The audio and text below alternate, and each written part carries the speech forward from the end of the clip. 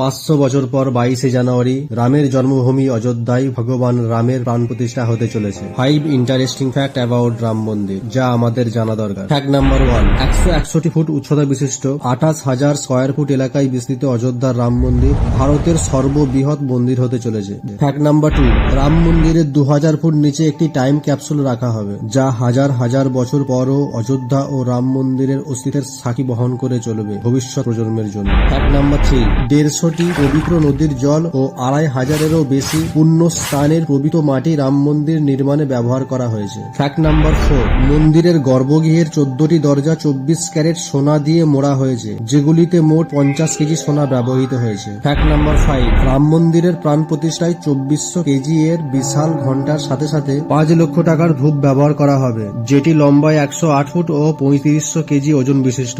একবার জ্বালানোর পর এটি 1.5 মাস ধরে জ্বলতে থাকবে।